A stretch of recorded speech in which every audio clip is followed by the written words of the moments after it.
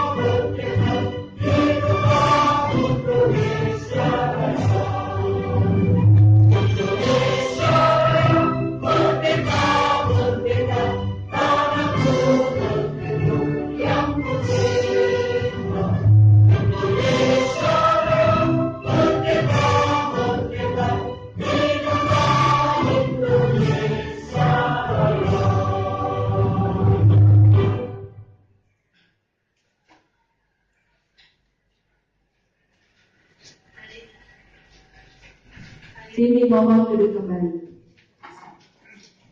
Baik Bapak Ibu, untuk kelancaran acara kegiatan kita hari ini, marilah sama-sama kita berdoa menurut agama dan kepercayaan masing-masing. Berdoa dimulai.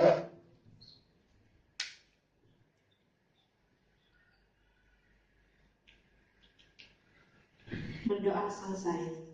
Selanjutnya dalam kata sambutan yang disampaikan oleh Kepala Sekolah Ibu Riri Damayanti, kepada Ibu dipersilahkan.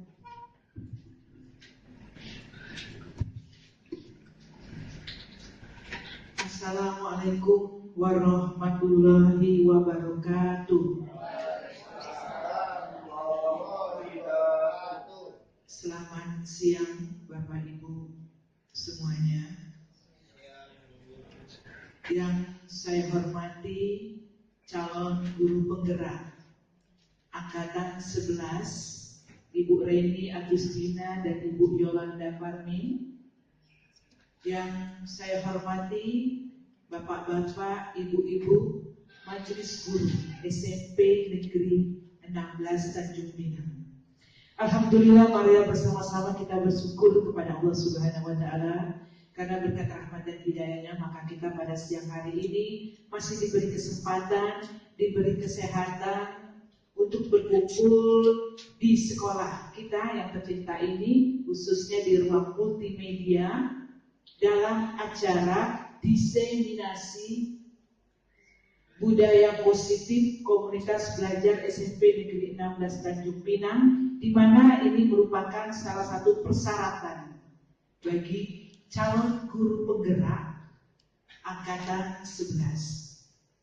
Selawat beriring salam juga kita hadiahkan kepada Nabi Muhammad SAW dengan mengucapkan Allahumma shalli ala Sayyidina Muhammad wa ala ali Sayyidina Muhammad. Bapak-bapak, Ibu-ibu yang berbahagia, siang hari ini alhamdulillah pada kesempatan ini di mana calon guru penggerak akan mempresentasikan diseminasi budaya positif yang diambil sebagai sampelnya adalah kelas yang menjadi pilihan di mana nanti populasinya adalah sekolah kita semua. Ya, baik warganya, lingkungannya, Bapak Ibu. Jadi dalam kegiatan hari ini, alhamdulillah biasanya komunitas belajar kita diisi oleh beberapa dari teman, tapi pada siang hari ini khusus untuk calon guru penggerak, di mana mereka akan mempresentasikan hasil penelitiannya mereka, kemudian dipresentasikan, dan semoga saja nanti hasilnya ini bisa menjadi budaya bagi kita warga sekolah. Untuk Ibu Reni dan Ibu Yolanda, semoga saja apa yang akan disampaikan nantinya dapat diterapkan di sekolah tercinta kita ini, dan kita sebagai warga sekolah dapat menerapkan ilmunya. Demikian yang dapat saya sampaikan. Mohon maaf jika ada kekurangan. Saya tutup dengan wassalamualaikum warahmatullahi wabarakatuh. Terima kasih kepada Ibu Dewi Damayanti. Selanjutnya penyampaian materi oleh Ibu Reni. Kepada Ibu Reni dipersilahkan. Oke Bapak Ibu, kita ganti gadgetnya dulu.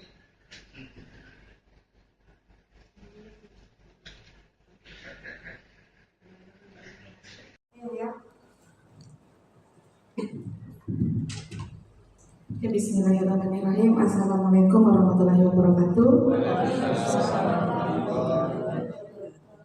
Yang terhormat Ibu Kepala Sekolah Ibu Dewi Damayanti, yang terhormat Bapak Ibu, dan yang berbahagia mahasiswa PPL,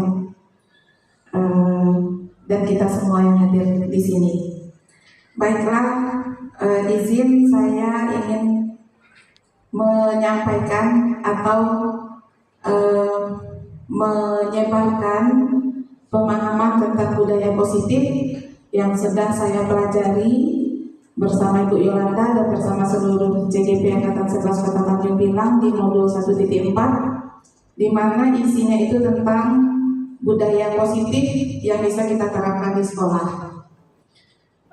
Mohon nanti Bapak Ibu jika ada kesalahan dalam penyampaian, mohon nanti dikoreksi Pak Ak atau Ibu Merina karena lebih dulu dapat. Jadi di sini Bapak Ibu, budaya positif itu sebenarnya sudah kita lakukan, sudah kita terapkan selama kita mengajar, selama kita menjadi guru. Sebenarnya itu sudah kita laksanakan. Tetapi apakah sesungguhnya budaya positif itu saat ini sama-sama akan kita pelajari lagi. Baiklah Bapak Ibu, agenda kegiatan kita pembukaan tadi sudah, kemudian dilanjutkan dengan ice breaking nanti, pemaparan materi, dan terakhir baru penutupan. Oke, untuk ice breaking kita ini ada dua gambar. Di sini Bapak Ibu silakan mencari perbedaan dari dua gambar tersebut. Kira-kira ada berapa perbedaan yang nampak? Baju, Bunga, baju kerah, bunga. baju, bunga, Itu tuh di belakang itu pegangan Ada belakang. 5. ya, Enggak lah sih itu. Ya. Ada yang dapat 6? Tiga, roknya panjang, Ada rok yang dapat pendek, 7? rok panjang, rok lima. pendek. Oke, kita lihat ya Bapak Ibu ya. Ada berapa kira-kira perbedaan? Oke, perbedaannya ternyata ada 6. Di leher baju, kancing baju, tangan, rambut, Ini pelampung, ini nggak tahu apa ini ya. Oke, ini ada nama. Oke, satu lagi Bapak Ibu, satu lagi. Oke.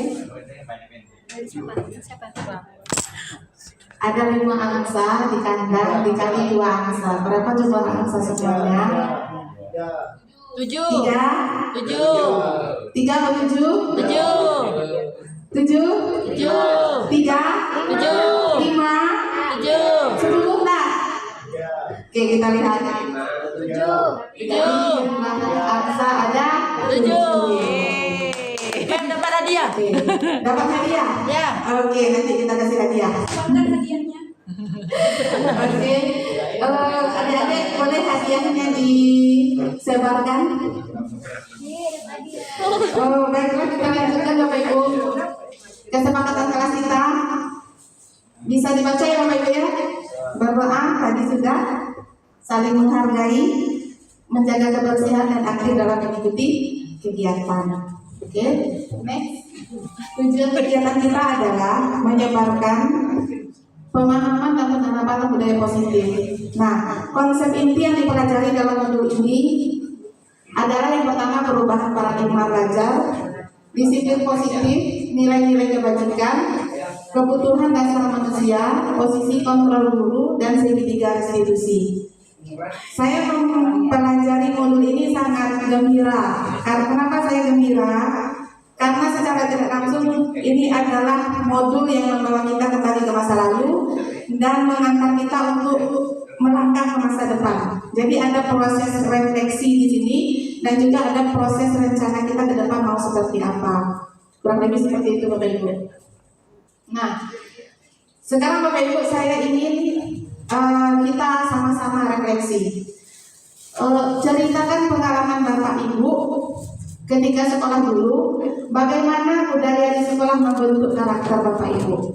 Kira-kira ada yang mau curhat pendapat? Silakan Bapak Ibu. Ketika kita dulu SMP, SD, bahkan TK sekalipun, apakah ada budaya tertentu di sekolah Bapak Ibu yang melekat kuat di memori Bapak Ibu dan membentuk kepribadian Bapak Ibu sekarang ini, yang ditanamkan oleh Ibu dan Bapak guru kita dulu? Apakah ada kira-kira? Silakan Bapak Ibu yang mau curhat pendapat atau pengalaman. Kira-kira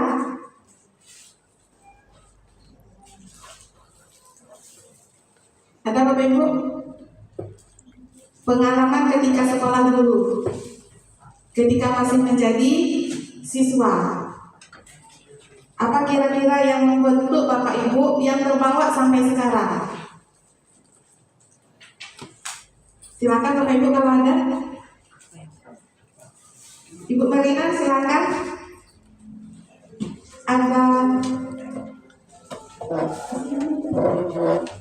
Ada mikrofonnya.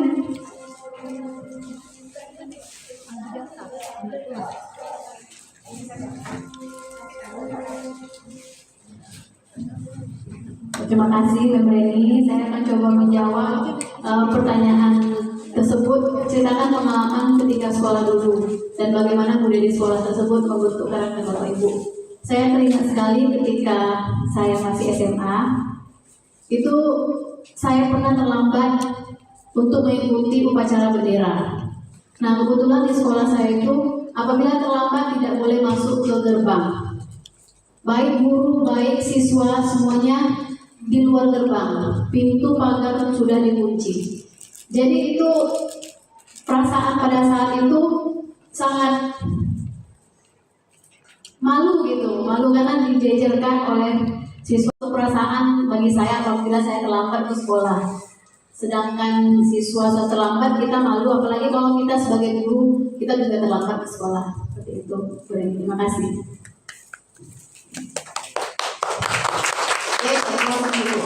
Terima kasih Bapak Ibu ya. Jadi pengalaman itu menjadi sesuatu yang berharga ya Bu Marina, sehingga itu peraturan sekolah atau tata tertib sekolah yang dulu kita kenal seperti itu ya, membentuk kepribadian kita sampai sekarang. Terima kasih Bu Marina. Kalau saya, pengalaman saya pribadi, mungkin ini dari SD, saya dapatkan dari SD. itu saya tidak bisa, sampai sekarang saya tidak bisa membuang sampah sembarangan. Dimanapun saya berada, kalau sampah itu ada di tangan saya, pasti saya kantongin gitu. Sampai sekarang itu terbawa. Itu juga dari pengalaman ketika SD kelas 4 diberikan penguatan jangan buang sampah sembarangan.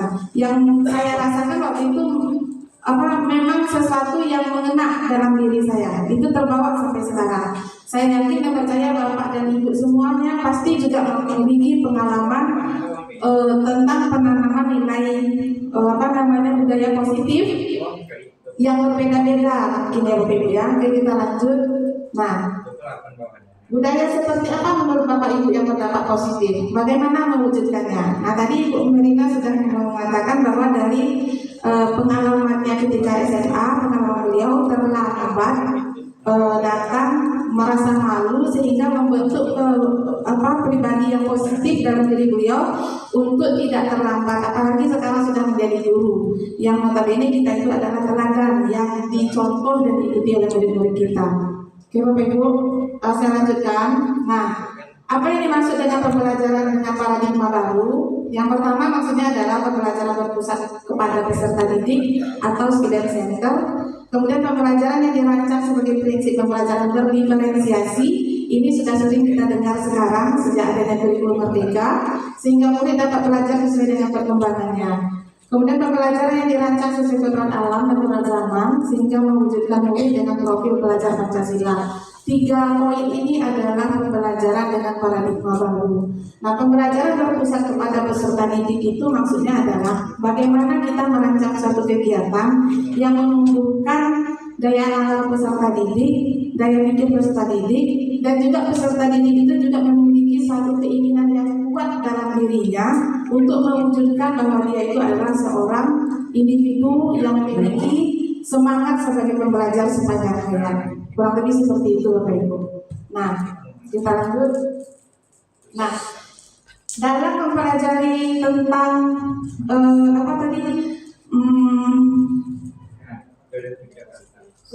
pembelajaran tentang paradigma baru, kita harus memahami beberapa miskonsepsi tentang teori kontrol. Nah, selama ini saya pribadi, saya beranggapan bahwa murid itu harus ikut yang kita arahkan.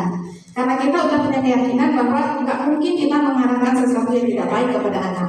Jadi di sini ada upaya kita mengontrol anak. Padahal sebenarnya yang bisa mengontrol diri sendiri itu adalah kita sendiri. Begitu juga sebenarnya dengan anak.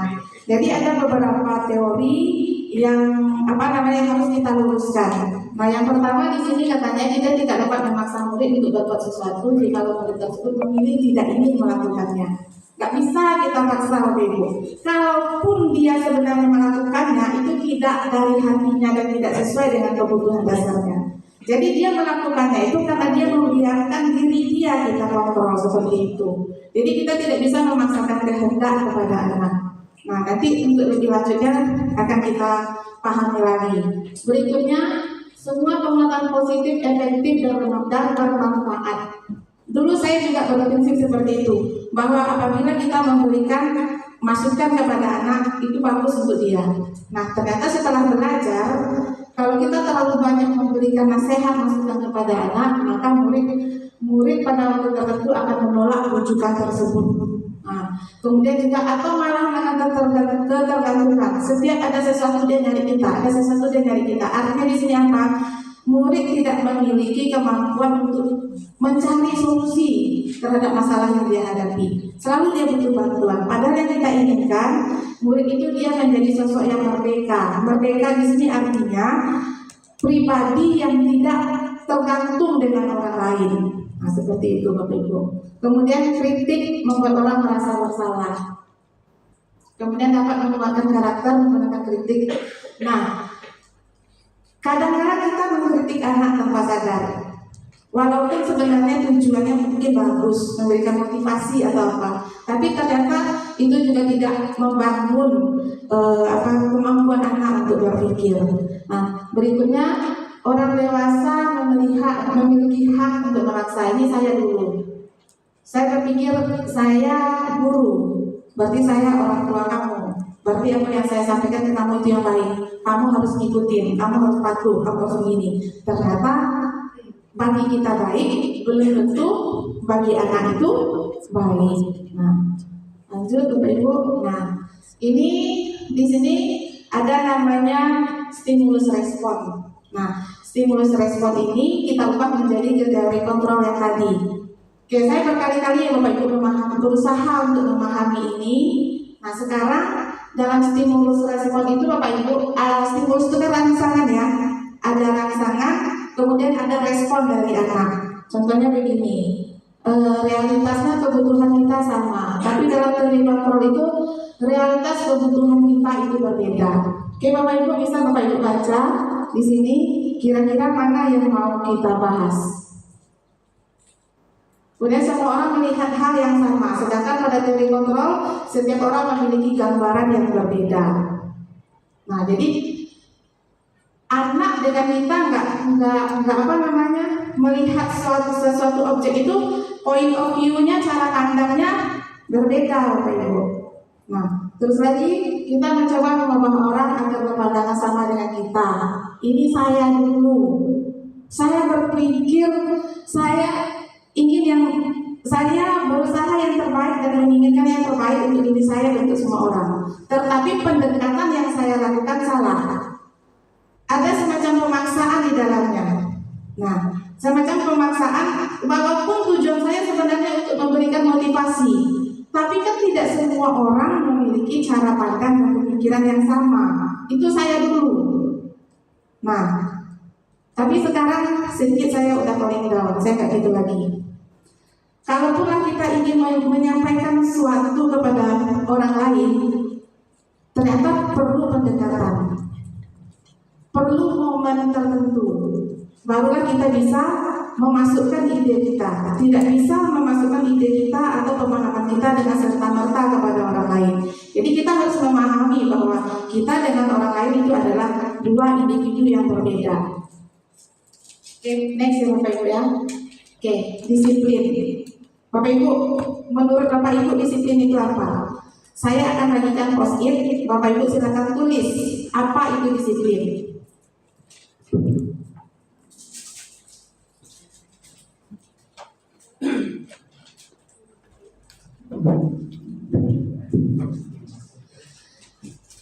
Silakan Bapak Ibu tuliskan disiplin menurut apa yang Bapak Ibu pahami. Disiplin itu apa? Dari yang sudah kita laksanakan selama ini.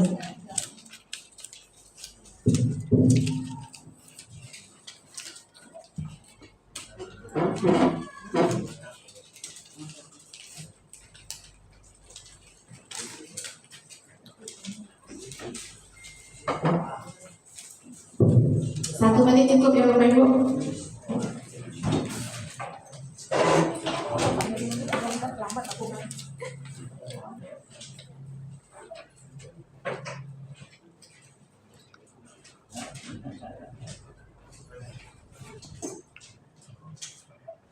Enak aja.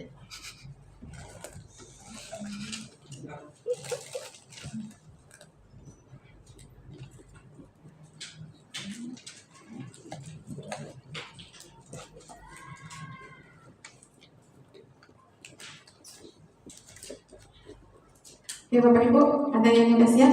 Apa itu disiplin? Rama sudah selesai? Nah, bisa Rama tolong bacakan?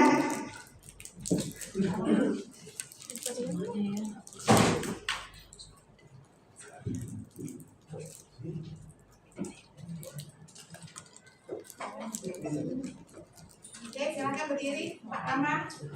Apa itu disiplin? Ya, assalamualaikum warahmatullahi wabarakatuh.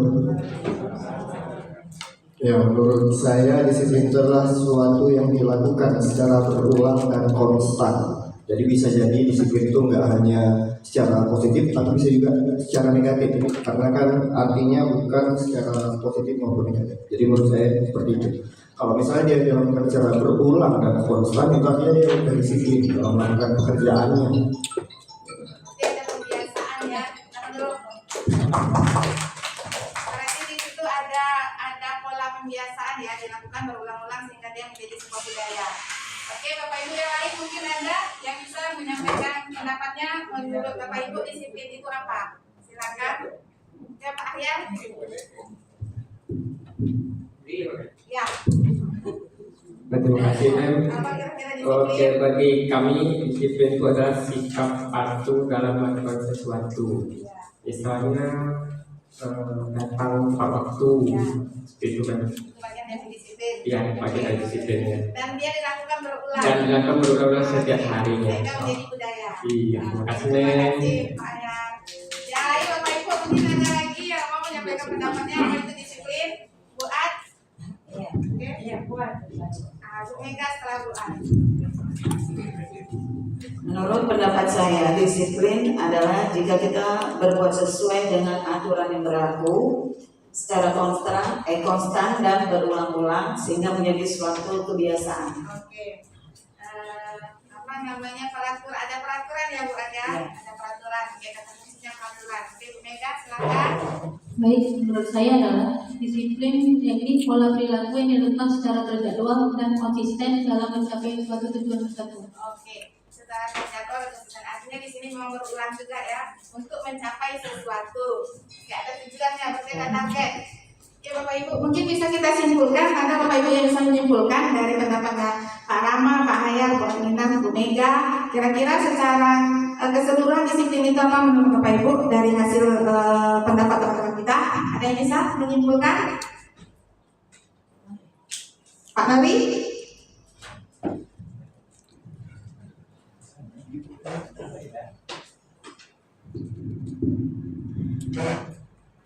Dari sekian banyak penjelasan tadi dapat saya simpulkan, disiplin itu adalah segala sesuatu yang kita lakukan sesuai dengan aturan, yang sesuai dengan aturan dimanapun kita berada, sehingga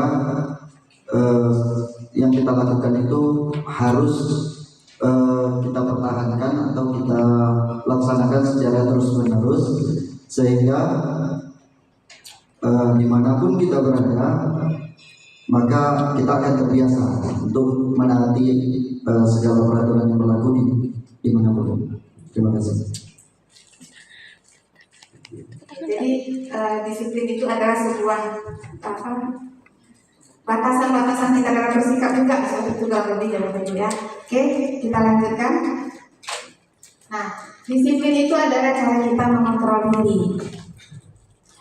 Kemudian bagaimana menguasai diri untuk memilih tindakan yang mengacu pada nilai-nilai yang kita hargai agar tercapai tujuan mulia yang diinginkan. Seperti Bu Mega bilang tadi, ada tujuan di situ. Oke.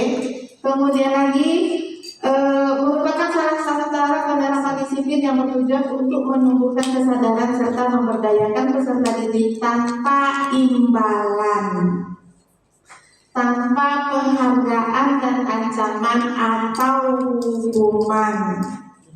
Nah, saya ketika membaca ini ketika saya mengajar Bapak Ibu untuk membuat anak percaya diri, untuk memancing anak maju ke depan, saya memberikan imbalan. Paling sederhananya bilang, nanti kamu dikasih nilai bonus. Semangat mereka.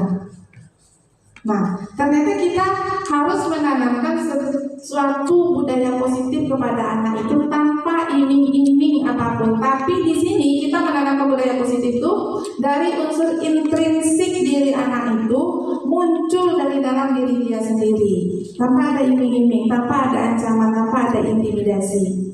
Oke, kita lanjut di Bapak Ibu ya. Nah, saya juga belajar tentang teori motivasi. Ini dia. Yang pertama, maaf Bapak Ibu, ke diri kita lihat ke diri kita sekarang. Motivasi Bapak Ibu hadir di sini apa? Itu. Nah, kemudian kita lihat juga ke anak-anak kita. Motivasi anak kita sekolah itu apa? Motivasi anak kita mengerjakan tugas apa? Pasti nanti dia bilangnya ingin nilai yang bagus. Itu motivasinya. Berarti di sini anak itu ingin mendapatkan imbalan atau penghargaan dari orang lain. Kemudian yang pertama, untuk menghindari ketidaknyamanan atau hukuman. Kadang-kadang kita juga bilang kepada anak, misalkan anak yang tidak memakai atribut lengkap aja, misalnya. Kadang kan kita nggak sadar ngomong, nah, kamu udah diinput ya nama kamu ya. Kalau besok masih melanggar lagi, ada konsekuensi yang harus kamu terima. Besoknya dia nggak melanggar Bapak Ibu. Tapi kenapa dia nggak melanggar? Karena dia ingat dengan ancaman kita tadi. Tapi seharusnya dia nggak melanggar karena itu dorongan dari dalam diri dia harusnya. Dan itulah yang seharusnya sekarang kita tanamkan kepada anak didik kita. Tapi di sini saya garis bawahi ya Bapak Ibu ya, menanamkan itu semua tidak bisa instan, pelan-pelan, bertahap. Sehingga ketika saya membaca modul ini, mempelajari modul ini, ada berontak juga dalam hati saya. Waktu itu saya bilang, enggak lah kayak gini, gimana nih kalau kayak gini nih pembenaran nih ke anak untuk berbuat salah ini. Tetapi setelah mendapatkan penguatan dari fasilitator, dari instruktur, kemudian setelah diskusi bersama, terbuka pemikiran saya bahwa unsur intrinsik membangun diri seorang individu itu jauh lebih penting. Nah, itulah yang harus kita tanamkan kepada anak. Jadi berat tanggung jawabnya Bapak Ibu, tapi insya Allah kita sama-sama bisa melakukannya dalam kolaborasi kita di SMP Negeri 16. Insya Allah ya Bapak Ibu. Oke, insya Allah. Nah, selanjutnya ya yang harus kita tanamkan kepada anak itu adalah yang nomor 3 ini. Mereka ingin menghargai diri sendiri dengan nilai-nilai yang dipercaya. Kemudian hukuman dan penghargaan. Hukuman itu terjadi tiba-tiba, tidak terencana, bersifat satu arah, berupa fisik dan fisikis. Berikut lagi kalau konsekuensi sudah terencana dan sudah disepakati, kemudian berdasarkan data dan dapat diukur. Itu yang selama ini mungkin kita lakukan. Nah, pelan-pelan Bapak Ibu kita menuju restitusi. Pelan-pelan. Jadi kita meyakinkan diri kita juga nanti kita harus meyakinkan diri anak. Kalau ini sudah terwujud Bapak Ibu oleh pola restitusi ini di sekolah kita, insya Allah mudah-mudahan sekolah kita akan menjadi sekolah yang damai, yang aman, anak-anaknya cerdas, anak-anaknya ceria, dan kita bahagia insya Allah. Ya Bapak Ibu ya. Nah, jadi proses menciptakan kondisi murid untuk memperbaiki kesalahan sehingga mereka bisa kembali kepada kelompok mereka dengan karakter yang lebih kuat. Jadi ketika anak melakukan kesalahan Bapak Ibu, kita menggali apa alasan dia melakukan, apa kebutuhan dasar dia dalam melakukan hal tersebut. Nah, kemudian bagaimana dia mencari solusinya. Jadi restitusi itu fokus kepada solusi, dia menggali solusi dari sebuah masalah gitu. Nah, oke Bapak Ibu, kita next. Ini penghargaan. Nah, penghargaan itu Bapak Ibu seperti yang tadi dibilang ini segala macam itu ternyata menurunkan kualitas, mematikan kreativitas, dan penghargaan itu menghukum. Kenapa? Menurut teori-teori yang saya baca di modul, apabila kita memberikan suatu penghargaan kepada anak, secara nggak langsung muncul satu motivasi dalam diri dia bahwa dia harus mempertahankan prestasinya atau meningkatkan prestasinya mengharapkan penghargaan tersebut. Jadi sekarang bagaimana caranya agar anak bisa meraih memaksimalkan apa yang dia dalam belajar, tapi muncul dari keyakinan dalam diri anak itu sendiri. Oke, nah keyakinan kelas. Bapak Ibu sudah membuat keyakinan kelas di kelasnya? Oke. Nah, keyakinan kelas itu dia bersifat abstrak, rinci, dan konkret, berupa pernyataan universal, dibuat dalam bentuk positif, tidak terlalu banyak, mudah diingat dan dipahami. Nah, Bapak Ibu, ternyata keyakinan kelas itu Bapak Ibu, sebelum kita membuat keyakinan kelas itu, ada nilai-nilai kebajikan yang harus kita tanamkan kepada anak. Nah, contohnya Bapak Ibu, kita bisa melihat sama-sama ya Bapak Ibu ya, anak-anak kita tentang sampah.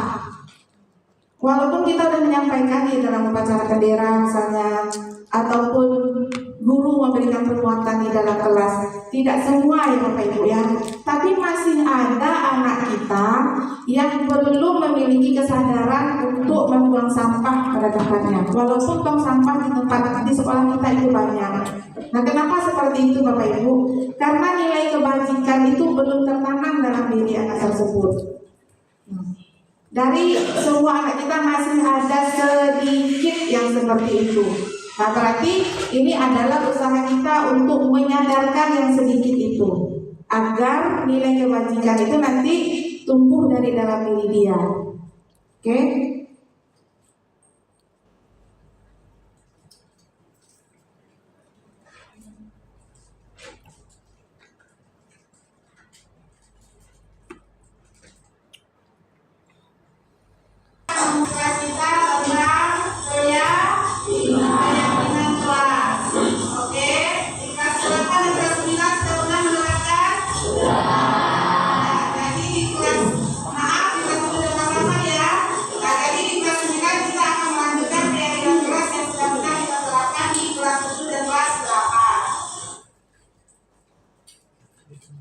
Murid menuliskan keyakinan kelas sesuai dengan nilai kebajikan yang disepakati. Jadi di awal disepakati dulu Bapak Ibu nilai kebajikan apa yang mau kita terapkan di kelas.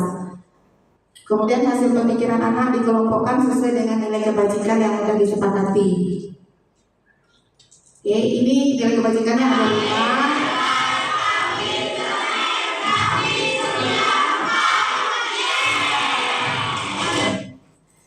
Nah, saya mengambil di kelas Ibu Fitri. Nah, setelah setelah nilai kebajikannya kita kelompokkan, barulah kita buat kesepakatan kelas itu dalam bentuk poster. Jadi nanti Bapak Ibu bisa mengambil langkah seperti itu. Kita lanjut. Nah, kebutuhan dasar manusia. Kebutuhan dasar manusia itu ada 5. Yang pertama bertahan hidup, terkait dengan makan, sandang pangan ya Bapak Ibu. Kemudian penguasaan, kasih sayang dan rasa diterima, kesenangan dan kebebasan. Bapak Ibu, saya mau Bapak Ibu membaca, saya sudah siapkan bacaannya. Kalau Bapak Ibu membaca, nanti di sana ada ilustrasi kasus. Nanti Bapak Ibu mengisi apakah kebutuhan dasar yang dibutuhkan oleh anak yang ada dalam ilustrasi tersebut.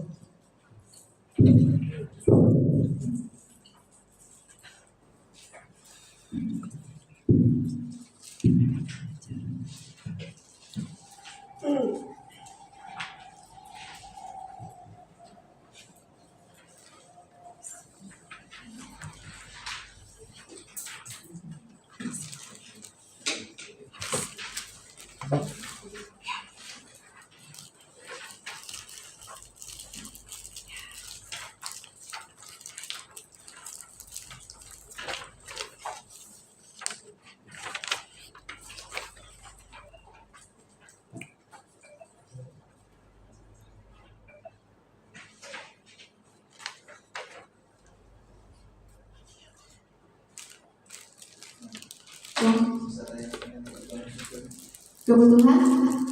Oh, ada tempat di dalam itu? Oh, tak jelas. Ada tentang penguasaan, kasih sayang, rasa diterima, kesenangan dan kebebasan.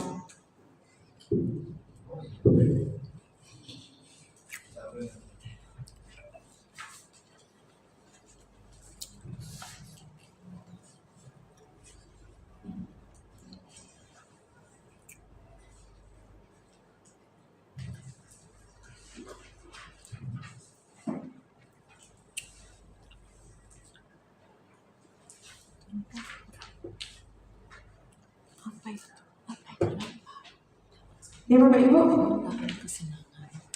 Jadi ketika Dina berkata, Ibu guru bilang aku tidak boleh bersenandung sewaktu mengerjakan tugas. Katanya kelas harus tenang, tidak boleh ada suara. Kan gak seru jadinya. Padahal aku senang menyanyi, kata Dinda. Jadi kira-kira itu kebutuhan apa Bapak Ibu? Kebutuhan akan kesenangan. Terus lagi, Ibu guru tidak menyapaku hari ini, padahal aku kan pakai jepit rambut baru. Ada 2, penguasaan dan kasih sayang. Kira-kira tepatnya mana? Oke, nanti kita tengok kuncinya Pak Herman. Berikutnya dia bilang, aku bosan belajar. Masa belajar cuma gitu-gitu aja, cuma dengan ibu guru. Aku mau main di luar kelas aja katanya. Seperti itu kebutuhan dasar kebebasan. Nah terakhir, aku sebel, gambarku nggak rapi. Malah ibu guru nunjukin lagi ke teman-temanku.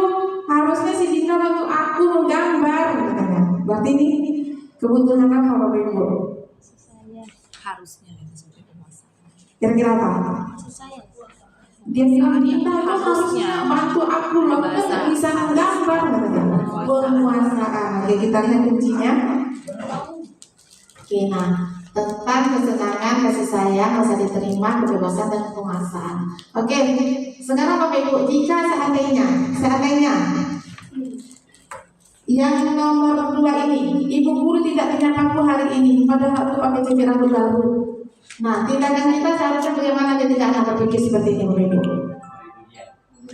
Iya, kita harusnya memberi pujian. Oke, Bapak Ibu ya, kita next. Nah, dampak jika kebutuhan dasar tidak terpenuhi, sulit melakukan interaksi dengan orang lain, memiliki sifat pendiam, minder, murung, emosi tidak stabil, perasaan tidak aman, merasa terancam, tidak dapat bertahan hidup kalau kebutuhan hidupnya tidak terpenuhi. Ini dampak apabila kebutuhan dasar tidak terpenuhi, Bapak Ibu ya. Oke, kita next. Nah, restitusi posisi 5 kontrol. Nah, Bapak Ibu di sini ada sebuah video yang ingin saya lihatkan kepada Bapak Ibu, tapi mungkin video nanti saya cepatkan.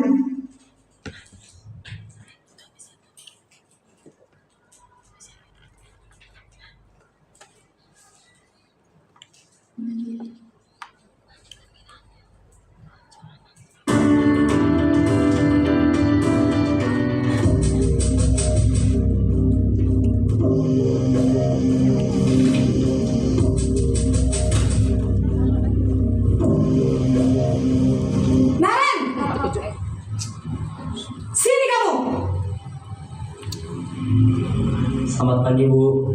Selalu terlambat. Kamu deh, pasti terlambat. Maaf, Bu. Saya... Apa? Apa coba? Alasan kamu apa lagi?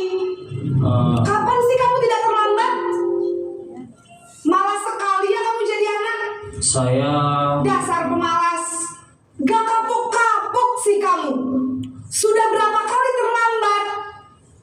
Sana, kamu keliling lapangan basket 2 kali. Kenapa saya harus keliling lapangan basket, Bu? Kenapa? Kamu mau lawan ibu? Berani-beraninya jawab. Sudah terlambat, masih berani jawab pula. Sekarang, keliling lapangan basket 5 kali sekalian. Biar kapok. Cepat. Pergi sana ke lapangan basket.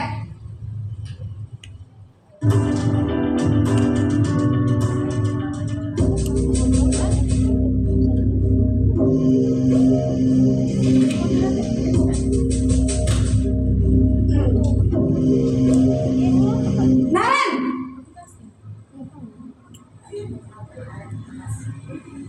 Selamat pagi, Bu. Naren, kamu kenapa terlambat lagi, nak? Ya Tuhan, Naren, kamu senang ya bikin ibu susah ya? Kalau kamu terlambat lagi, nanti ibu yang ditegur bapak kepala sekolah, nak. Disangka ibu tidak bisa membina kamu. Duh, gimana ini? Maaf, Bu. Duh, Gusti Naren, kamu suka ya kalau ibu ditegur bapak kepala sekolah? Terus, sekarang ibu harus tulis apa ini di buku absen? Ini kamu sudah sering terlambat loh. Ibu harus apa coba? Maaf, Bu. Maaf sekali. Ya sudah, lain kali jangan bikin ibu susah lagi ya, nak ya. Ibu tidak akan kuat lagi kalau kamu begini terus. Bisa jantungan kalau ibu ditegur bapak kepala sekolah. Sana cepat ke kelas. Maaf ya, Bu. Maaf sekali. Posisi pembuat rasa bersalah berbicara dengan nada tenang.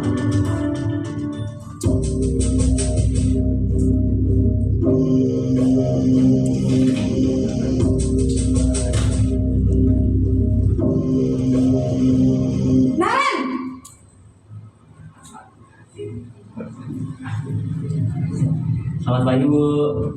Wah, sudah jam berapa ini nak? Terlambat lagi ya sayang. Iya Bu, habis ibu saya lupa bangunkan saya Bu. Kamu malah menyalahkan ibu kamu. Kamu bukannya anak yang larinya paling kencang. Kok terlambat sih? Iya Bu, saya memang terlambat bangun tadi. Jadi biarpun saya lari kencang, tetap gak kekejar Bu. Ya sudah sana, nanti lain kali larinya lebih kencang lagi ya, biar gak terlambat lagi. Bikin seneng ibu, demi ibu, bisa kan? Bisa lah Bu. Ya sudah sana masuk kelas, ibu beresin urusan absen kamu. Kamu ini ada-ada saja.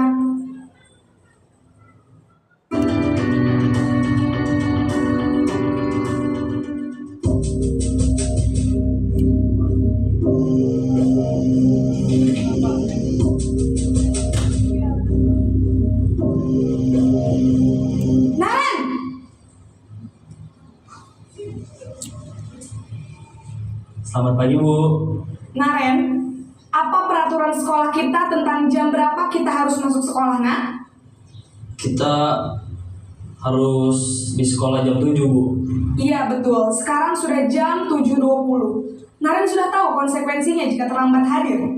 Paham Bu. Saya harus tinggal kelas pas jam istirahat selama 20 menit. Iya benar, konsekuensinya demikian. Jadi nanti jam 9.30 pas istirahat, kamu harus tinggal di kelas, kerjakan tugas tambahan untuk ketertinggalan kamu, ya? Baik Bu. Ini posisi manajer Bapak Ibu. Seperti apa kira-kira dialog gurunya?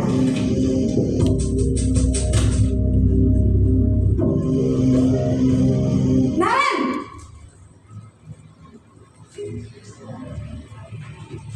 Selamat pagi Bu. Selamat pagi Naren. Maaf Bu, saya terlambat. Iya, sekolah masuknya jam 7, sekarang sudah jam 7.20. Jadi sekarang bagaimana ini Naren? Maaf Bu, saya lupa setel alarm saya semalam. Baiklah, menurut kamu, keyakinan sekolah yang mana yang perlu kamu tingkatkan? Menghargai diri sendiri dan orang lain mungkin ya Bu. Setuju. Jadi, apakah Naren meyakini prinsip saling menghormati tersebut? Iya Bu, saya meyakininya. Apakah Naren bersedia memperbaiki masalah keterlambatan ini? Bersedia Bu. Bagaimana kamu akan perbaiki masalah keterlambatan ini? Saya akan coba untuk tidak lupa menyetel alarm saya Bu. Baik, kalau Naren lupa menyetel alarm di rumah, ada orang yang kira-kira bisa bantu mengingatkan tidak? Ada Bu, kakak saya, Kak Ema. Ada lagi selain Kak Ema?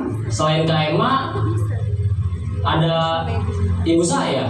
Baik, jadi yang mengingatkan Naren adalah Kak Ema dan ibu kamu ya? Kira-kira akan mulai setel alarm kapan nih Naren? Setelah pulang sekolah, akan segera saya lakukan. Baik, jadi Naren akan setel alarm untuk bangun besok pagi dan akan diingatkan oleh kakak dan ibunda Naren ya. Ada lagi yang mungkin perlu dilakukan Naren agar tidak terlambat bangun lagi? Tidak ada Bu. Baik Naren, terima kasih untuk kerjasama kamu. Sekarang kamu perlu kembali ke kelas untuk belajar. Baik Bu, terima kasih.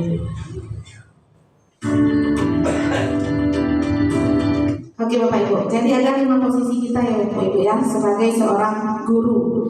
Apa saja yang tadi Bapak Ibu? Pembuku, pembuat rasa bersalah, teman, dan posisi manajer. Satu lagi pemantau. Nah, jadi seperti apa nanti contohnya Bapak Ibu ikuti kasusnya. Di sini saya akan membagikan LK, bisa kita baca nanti bersama-sama. Oke Bapak Ibu, kita lanjutkan ini yang terakhir tentang segitiga restitusi. Nah, apa itu segitiga restitusi? Tadi kan di dalam posisi manajer udah nampak ya Bapak Ibu ya bahwa si Naren ini dicarikan solusinya oleh ibu guru pada posisi manajer agar tidak terlambat lagi datang ke sekolah. Oke, dalam posisi restitusi kita bisa lihat ilustrasinya.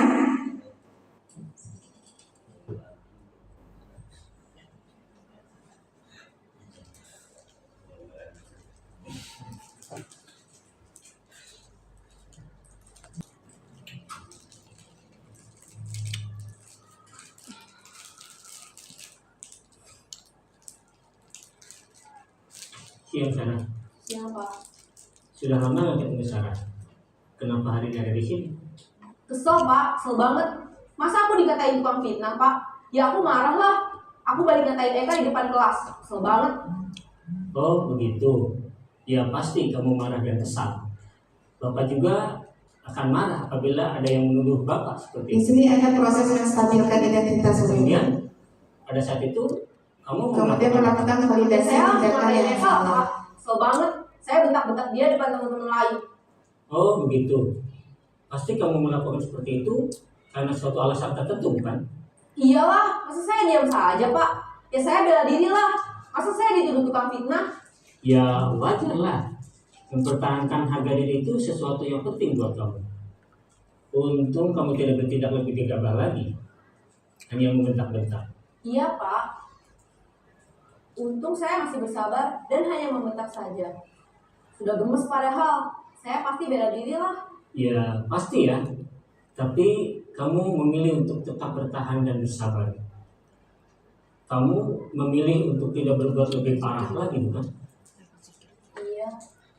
Nah, sekarang coba kita lihat lagi tindakan kamu yang bentak-bentak Eka di kelas.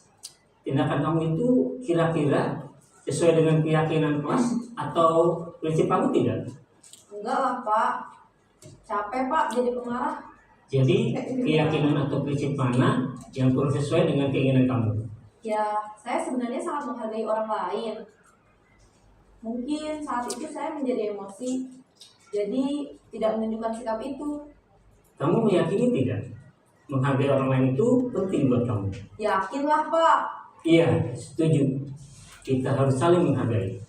Namun ada juga keyakinan yang kita sepakati yang perlu kita jalankan apabila kita sedang marah, bukan? Ya saya bisa lebih proaktif, mulai dengan diri sendiri. Saya bisa jadi lebih bersabar, mengambil waktu jeda untuk berpikir mau apa selanjutnya. Kira-kira kamu bersedia memperbaiki masalah ini tidak? Bersedia Pak. Kalau kamu memperbaiki masalah ini, kamu akan menjadi orang seperti apa? Saya akan menjadi orang yang bertanggung jawab kali ya Pak. Dan senantiasa proaktif. Iya, menurut kamu bagaimana rasanya menjadi orang seperti itu? Ya nyaman lah, bangga bisa bersabar dan menahan diri. Baiklah kalau begitu. Yuk kita pikirkan bagaimana memperbaiki masalah ini.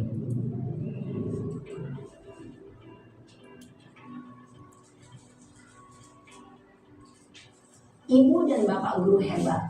Baru saja kita menyaksikan contoh bagaimana seorang guru berada dalam posisi manajer menggunakan penerapan segi.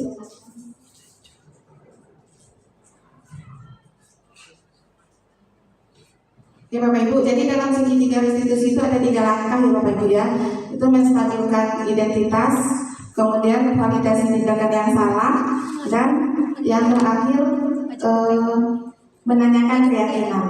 Bapak Ibu,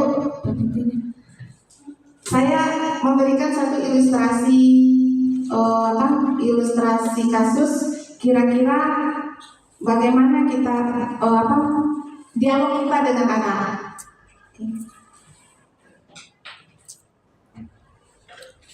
Ini Bapak Ibu, Gilang dan Hendrik siswa kelas 96. Pada saat jam istirahat mereka mengajak teman-teman dari kelas lain untuk main bola memakai botol bekas di dalam kelas mereka. Akibatnya kelas menjadi berantakan, meja dan kursi sudah berserakan. Saat bel langsung berbunyi, teman-teman dari kelas yang lain langsung bubar dan tidak peduli dengan suasana kelas yang berantakan. Pak Akbar, guru matematika, masuk kelas dan terkejut melihat kelas yang berantakan tersebut. Beliau bertanya, siapa yang sedang membuat kelas berantakan dan apa yang terjadi selama jam istirahat? Murid-murid bilang kalau Gilang dan Hendrik mengajak teman-teman dari kelas lain untuk main bola di dalam kelas. Oke. Pertanyaannya Bapak Ibu, jika Pak Akbar dalam posisi manajer, manakah pernyataan yang tepat diungkapkan beliau? A. Dasar kalian ya, tukang bikin masalah. B. Menurut kamu, apakah bermain bola di dalam kelas adalah tindakan yang tepat? C. Karena kamu sudah bikin kelas berantakan, sebelum pulang kalian berdua harus membersihkan kelas terlebih dahulu. D. Kenapa sih kalian tidak bisa menyimak apa pesan Bapak? Kalian buat Bapak susah, nanti Bapak yang dipanggil ke kepala sekolah. Yang E. Ya sudahlah, Bapak paham kalian mau main bola, nanti sama-sama kita bersihkan dan rapikan kelas kembali. Nah, kalau kita dalam posisi manajer Bapak Ibu, mana kira-kira yang kita sampaikan kepada anak? Antara A, B, C, D, dan E. Kita dalam posisi manajer. Yang mana Pak Rama? Saya E dulu. E? Ya sudahlah, Bapak paham kalian mau main bola, nanti sama-sama kita bersihkan dan rapikan kelas kembali. Oke, itu lebih kepada apa kira-kira? Teman. Oke, kalau yang D apa kira-kira? Memantau. Kenapa sih kalian tidak bisa mengingat pesan Bapak? Kalian buat Bapak susah, nanti Bapak yang dipanggil dia. Membuat rasa bersalah. Nah, kalau yang C, karena kamu sudah bikin kelas berantakan, sebelum pulang kalian berdua harus membersihkan kelas lebih dahulu. Penghubung? Ya, lebih kepada memantau. Ya. Kemudian menurut kamu apakah main bola di dalam kelas adalah tindakan yang tepat? Ah, inilah dia manajer. Kemudian dasar kalian ya tentang bikin masalah. Ini dia marah dia, penghukum dia, marah dengan nada yang tidak enak. Jadi ternyata Bapak Ibu, manajer itu ada dalam posisi kita sebagai guru. Saya kira dulu manajer itu adanya di perusahaan. Ternyata kita sebagai guru juga harus berada dalam posisi manajer idealnya. Bapak Ibu, itulah hasil pemaparan saya tentang budaya positif di sekolah. Kira-kira Bapak Ibu ada yang mau memberikan refleksi apa yang sudah kita pelajari pada hari ini? Silakan Bapak Ibu. Refleksi dari awal sampai akhir tentang materi budaya positif, penerapan budaya positif di sekolah. Oke, silakan Bapak Ibu yang ingin memberikan refleksinya bisa berupa satu paragraf atau satu halaman.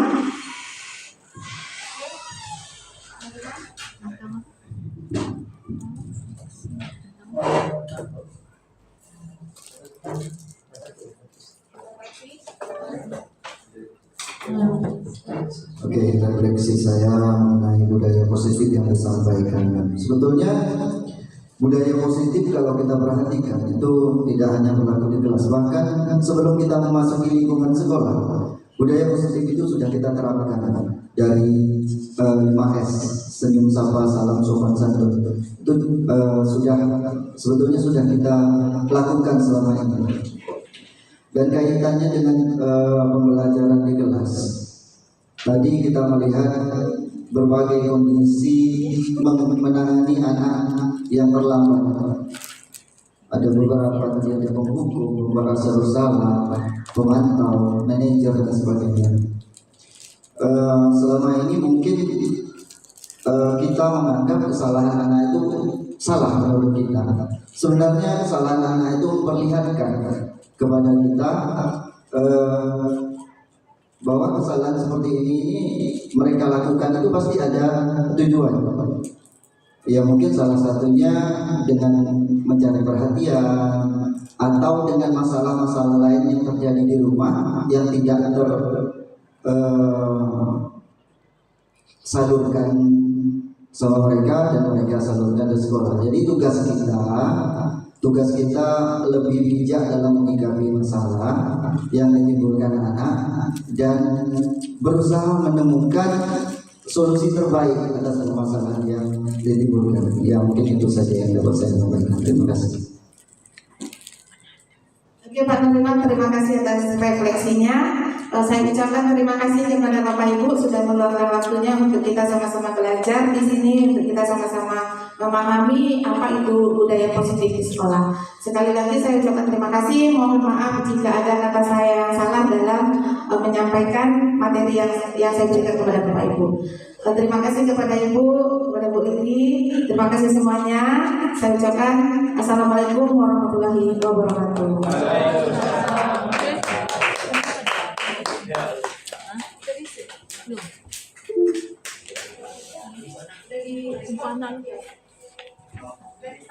Itu asik kok. Tutupan. Kok isi kan? Oke, terakhir boleh ya penguatan dari Ibu Kepala Sekolah Ibu ya. Bapak Ibu saya persilahkan. Assalamualaikum warahmatullahi wabarakatuh. Alhamdulillah pada sore hari ini kita sudah sama-sama mendengar ada 2 sesi, yaitu diseminasi disiplin positif yang pertama oleh Ibu Reni Agustina, dan yang baru saja selesai adalah Ibu Yolanda Parmin, di mana isi dari presentasi ibu-ibu ini sangat bermanfaat bagi kita semuanya. Dan tanpa kita sadari sebenarnya sekolah kita sudah membuatnya, diantaranya yaitu tentang kesepakatan kelas yang masuk dalam salah satu tema proyek kita, proyek profil Pancasila, yang insya Allah nanti pada bulan September kita akan memulai proyek yang pertama. Bapak Ibu, terima kasih atas kehadirannya pada siang hari ini menjelang sore. Semoga saja apa yang sudah disampaikan ini dapat kita terapkan, apalagi pada saat sesi diskusi tadi ya, tentang mengucapkan kata-kata negatif, positif. Saya yakin yang ada pada diri kita ini semuanya positif. Juga yang kami banggakan, pertama saya banggakan Ibu Yola dan Ibu Reni yang sudah berbagi ilmunya, yang tadinya kita meraba-raba, kita tahu tapi malu untuk bertanya, tapi dengan adanya 2 presentasi yang secara bergantian ini telah membuka mata kita, membuka hati kita. Ternyata ada beberapa hal cara untuk pendekatan kita terhadap siswa. Selama ini kalau kita ingin mengakui, kita selalu terfokus dengan hukuman. Ya, setelah kita menyadari bahwa tipe anak itu berbeda-beda, jadi kita bisa mengambil manfaatnya apa yang sudah dipresentasikan, dan kita menyesuaikan dengan keadaan dan kondisi siswa itu sendiri. Ada siswa yang kadang hanya bisa dilembutkan gitu ya, yang bisa berulang-ulang. Ini lebih paham ini dengan Ibu Rona, kemudian wali-wali kelas sudah tahu karakter anaknya. Ada 40 lebih anaknya sudah tahu karakter masing-masing. Oh, si A ini bisa aja dengan cara begini, si B ini dengan cara begini. Dengan paparan tadi, jadi kita bisa, oh ini yang lebih tepat untuk si A, ini tepat untuk si B. Ya, aturan kita sudah ada semua, tapi cara menyampaikannya kepada siswa kita itu berbeda-beda tergantung kepada individu kita sendiri. Alhamdulillah selama ini banyak yang sudah berhasil. Ya, dengan gigihnya Bapak Ibu guru wali kelas, guru BK terutama yang selalu berkunjung mencari solusi, itu menjadi hal yang baik dan menjadi suatu budaya. Dengan adanya teori-teori, tadi tambahkan teori-teori, maka lengkap sudahlah bahwa pengetahuan kita semakin bertambah. Terima kasih untuk Mem Reni dan Ibu Yola atas ilmunya yang sudah berbagi kepada kami. Ya. Kemudian terima kasih juga kepada Bapak Ibu sudah mengikuti kegiatan ini sampai akhir. Kalau dilihat waktunya sudah waktunya lewat untuk bulan. Ya. Tapi saya yakin masih tetap semangat. Masih ada pada saat sesi diskusi itu semangat sekali, yang tadinya nggak bersuara akhirnya bersuara gitu ya, dari sesi 1 dan sesi 2. Mohon maaf jika ada kesalahan. Saya tutup dengan wabillahi taufiq wal hidayah. Wassalamualaikum warahmatullahi wabarakatuh.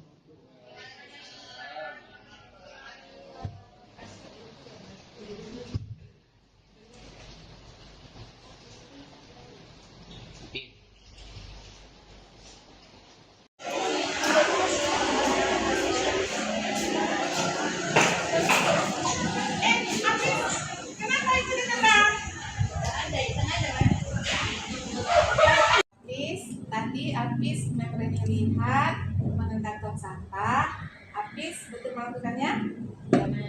Kenapa habis melakukan? Ada sengaja. Iseng. Terus sekarang apa yang habis rasakan? Apis merasa senang karena sudah menendang tong sampah itu. Iya sih, daripada Apis harus menendang orang ya kan, Apis. Nah, tapi di sini Apis merasa nggak kalau tindakan Apis itu kurang tepat? Di mana letak kesalahannya? Apis tidak menjaga kebersihan lingkungan sekolah. Apis tidak menjaga kebersihan lingkungan sekolah. Berarti di sini Apis tahu dong kalau ada keyakinan sekolah yang Apis langgar. Apa itu keyakinan sekolah yang Apis langgar? Sampah dan membuat lingkungan sekolah kotor. Oke, Apis menentang sampah dan membuat lingkungan sekolah menjadi kotor. Seharusnya Apis berbuat bagaimana? Apis menjaga kebersihan sekolah dan mengambil sampah yang di luar tong sampah dan dimasukkan ke dalam tong sampahnya untuk tetap menjaga kebersihan lingkungan sekolah. Oke, berarti Apis tahu ya apa seharusnya yang Apis lakukan supaya sekolah kita tetap bersih. Apis mau sekolah kita tetap bersih? Oke, kalau begitu untuk kedepannya apa yang akan Apis lakukan supaya sekolah kita tetap bersih? Apis akan mengambil semua sampah yang berserakan dibawa ke dalam tong sampah. Apis yakin akan melakukannya? Insya Allah. Terus Apis tidak akan mengulangi lagi kesalahan yang sama? Oke, terima kasih Apis. Nama saya Hafiz, saya dari kelas 81. Saya senang sekali dan lega sekali telah berdiskusi bersama Mem Reni. Saya jadi tahu apa yang harus diperbaiki dari sikap saya. Untuk kedepannya saya akan bersikap dan berbuat yang positif. Terima kasih. Kelas 94. Hari ini kita akan membuat di kelas kita tentang gaya